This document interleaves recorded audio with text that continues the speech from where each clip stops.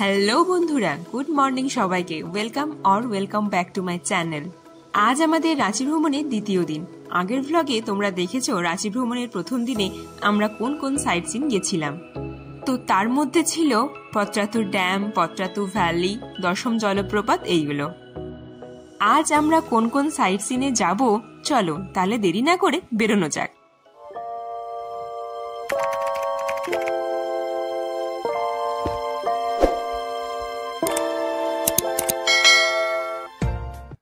তাই খুব ভোরবেলায় আমরা রেডি হয়ে বেরিয়ে পড়ি রাজরাপ্পা মন্দিরের উদ্দেশ্যে, যেটা কিন্তু রামগড়ে অবস্থিত।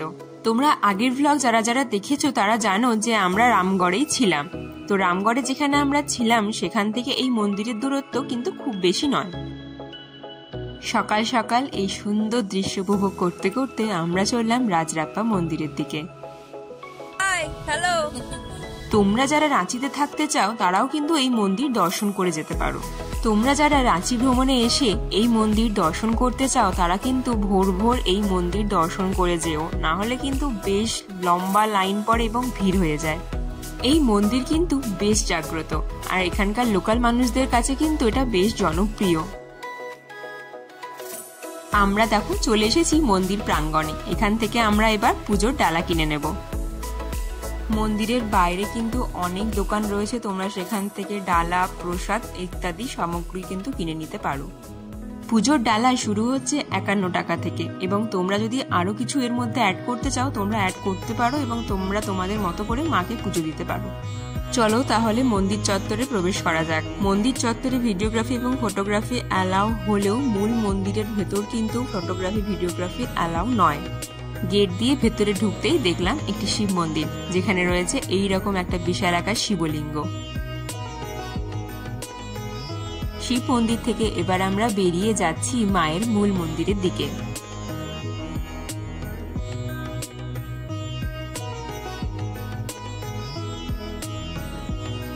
আমাদের পুজো দেওয়া কমপ্লিট। বাইরে বেরিয়ে দেখতে পাবে আরো একটি শিব মন্দির রয়েছে, চাইলে তোমরা এখানেও পুজো দিতে পারো। এখান থেকে বেরিয়ে আমরা এবার চলেছি পরের সাইট সিনের জন্য। আর শীতের সকালে এত সুন্দর রাস্তার প্রাকৃতিক সৌন্দর্য কিন্তু তোমাদের সাথেও শেয়ার করে নিচ্ছি।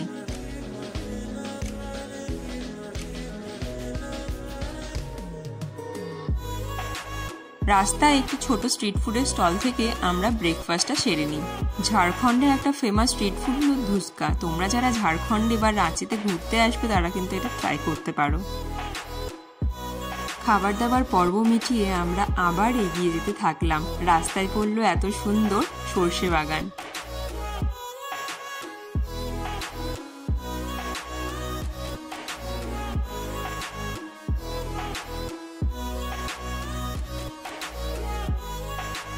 এটা পাহাড়ি রাস্তা হওয়ার জন্য কিন্তু রাস্তায় প্রচুর টার্নিং রয়েছে।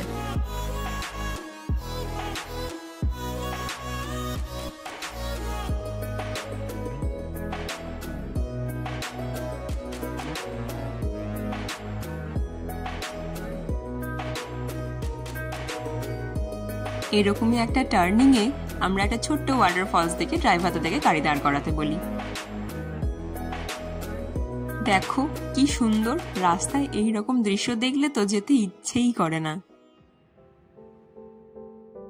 অনেকটা রাস্তা পেরিয়ে আমরা এবার চলে এসেছি হুড্রু জলপ্রপাতের গেটের সামনে। এখান থেকে টিকিট কেটে আমরা এবার নিচের দিকে নামা শুরু করলাম।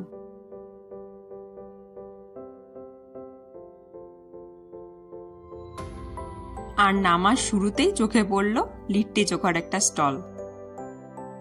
ঝাড়খণ্ডে এসেছি আর লিট্টি চোখা না খেলে হয়? চলো তাহলে খাওয়া যাক।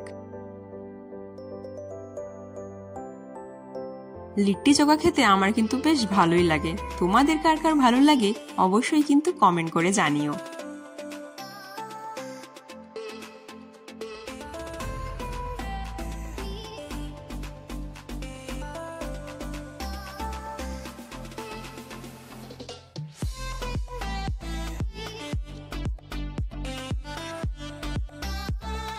চলো এবার তাহলে আমাদের হুড্রু জলপ্রপাতে নামার আসল পথ শুরু।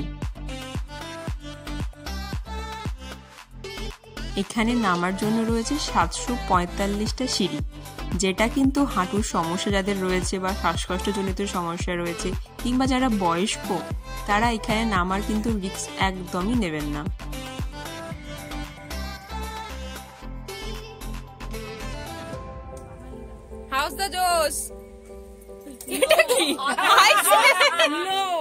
তবে রাস্তায় কিন্তু বেশ সুন্দর সুন্দর দৃশ্য তোমরা দেখতে পাবে এখানে নামার সময়। যারা তোমরা পরবর্তীকালে এখানে আসবে তাদের একটাই কথা বলবো, ধীরে সুস্থে সময় নিয়ে এই রাস্তাটাতে কিন্তু নেমো।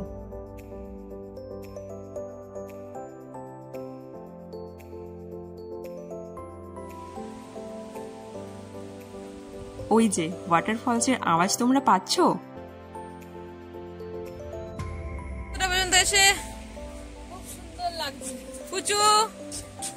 কেমন লাগছে? সবাই টায়ার্ড হয়ে গেছে। চলো ফাইনালি তাহলে দেখা পেলাম।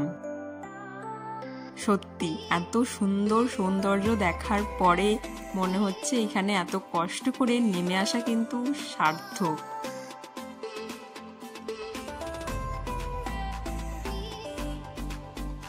বেশ অনেকটা সময় আমরা এখানে স্পেন্ড করলাম।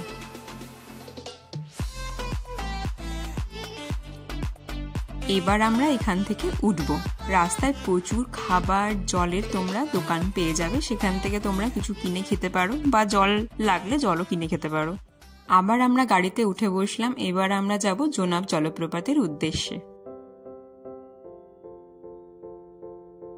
রাস্তাটা কত সুন্দর দেখো, দুদিকে গাছ আর মাঝে ছুটে চলেছে আমাদের গাড়ি।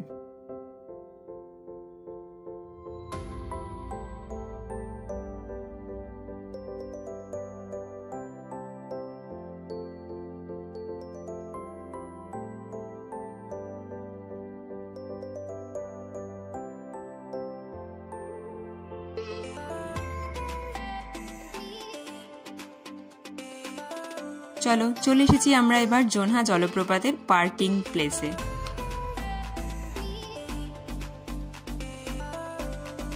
এটা হলো জোনহা জলপ্রপাতের পার্কিং প্লেস। এবার এখান থেকে আমরা যাব জলপ্রপাতের দিকে। এখানেও প্রচুর খাবার দাবারের দোকান রয়েছে, তোমরা সেখান থেকে খাবার দাবার কিনতে পারো, খেতে পারো। এখানে তোমরা দেখতে পাচ্ছ হাতের কাজের প্রচুর জিনিসপত্র কিন্তু বিক্রি হচ্ছে। এটা জোনহা জলপ্রপাতের সেলফি জোন। সামনের দিকে দেখো পরন্ত বেলায় সূর্য অস্তগামী। এখানেও নামার জন্য কিন্তু বেশ অনেক সিঁড়ি রয়েছে, আর যেহেতু দেখছো বিকেল হয়ে গেছে তাই আমরা আর এখানে নামলাম না। সামনের দিকে দেখলাম বেশ অনেকগুলো দোকানে খাস্তা গজা বিক্রি হচ্ছে, তো সেখান থেকে আমরাও বাড়ির জন্য কিছুটা কিনে নিলাম। ফেরার পথে রাস্তায় পড়লো গেতালসুদ ড্যাম। এই ড্যামটা দেখতে যতটা সুন্দর, পরিবেশটা যতটা সুন্দর, এটার পরিধিও কিন্তু সেই রকমই বিশালাকার। এটা না জানলে তো কেউ বুঝতেই পারবে না এটা আসলে ড্যাম না কোনো সমুদ্র।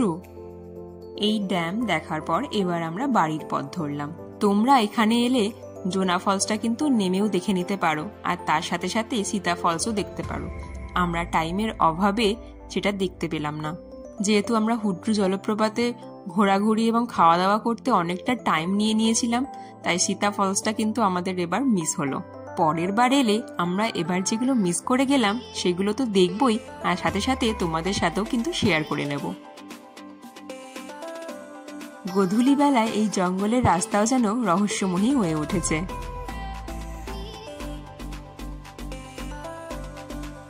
এটা আমরা রামগড় বাজারের মধ্যে দিয়ে যাচ্ছি। আজ রাত্রে কিন্তু আমাদের ফেরার ট্রেন রয়েছে।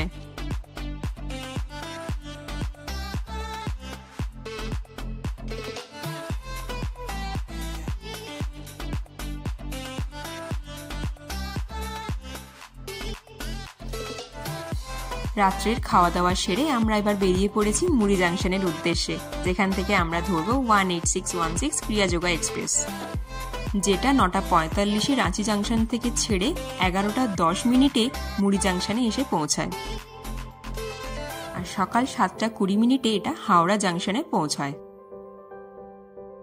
এই হলো আমাদের সম্পূর্ণ রাঁচি ভ্রমণের পর্ব। তোমাদের যদি ভালো লেগে থাকে তাহলে অবশ্যই একটা লাইক অ্যান্ড কমেন্ট করো আর চ্যানেলটিকে সাবস্ক্রাইব করে দিও, যাতে তোমাদের এইরকমই সুন্দর সুন্দর ভ্লগ উপহার দিতে পারি। আজকের মতো বিদায়, দেখা হচ্ছে পরের একটি ভ্লগে। টাটা।